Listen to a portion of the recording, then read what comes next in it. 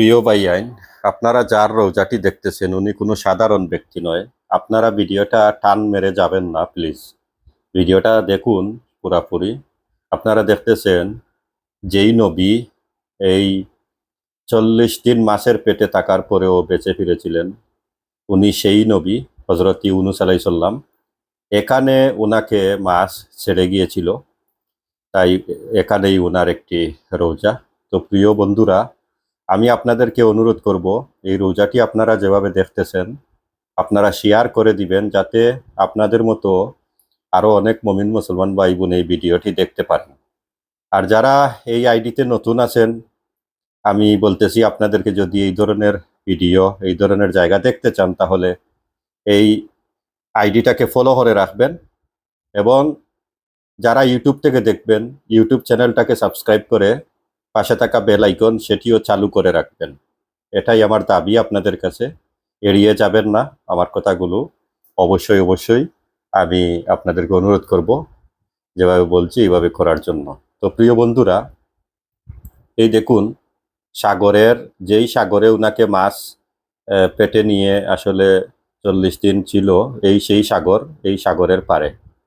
তো এখন আমি ভিতরে প্রবেশ করলাম। দেখুন, এখানে এসেছিলাম আসলে জিয়ারতের উদ্দেশ্যে। তো জিয়ারতও করলাম আর আপনাদেরকেও জায়গাটি দেখাইলাম। হজরত ইউনূস আলাইহিস সালাম, আপনারা জানেন যে 40 দিন মাছের পেটে ছিলেন। একটি মাছ ওনাকে খেয়েছিল।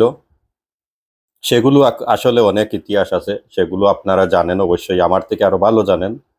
তো আমি সেই বিষয়গুলো না বলে আপনাদেরকে শুধুমাত্র উনার রৌজাটি আমি দেখাইতেছি। দেখুন আপনারা, হজরত ইউনূস নবীর রৌজা।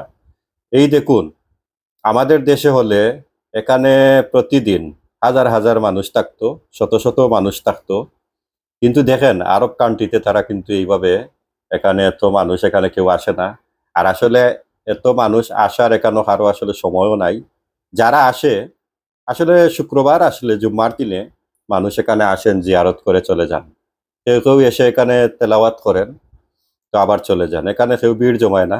আর একটা জিনিস আছে, এখানে কোনো সিন্নি সালাত বা কোনো মানত এগুলা নাই। শুধুমাত্র যে কোনো রোজায় আপনারা যান, শুধুমাত্র জিয়ারত করবেন আর আল্লাহর কাছে হাত উঠাইয়া দোয়া করবেন, এতটুকু আমাদের কর্তব্য। আর কিছু কিছু ভাই এনতে আমাকে বলবে যে আমি মাজার পূজারি। আসলে এটা আমি বুঝতে পারি না কি জন্য, কিসের জন্য বলে, সেটা আমি বুঝতে পারি না। আমি তো আমার জানা মতে কোনো রোজায় কোনো কিছু আমি চাই না। নবীদের ইতিহাস শুনছি, তাদেরকে স্মৃতি হিসাবে দেখতেছি শুধুমাত্র এই জায়গাগুলো। তো সবাই ভালো থাকবেন। আল্লাহ হাফিজ। আসসালামু আলাইকুম ওয়া রাহমাতুল্লাহি ওয়া বারাকাতুহু।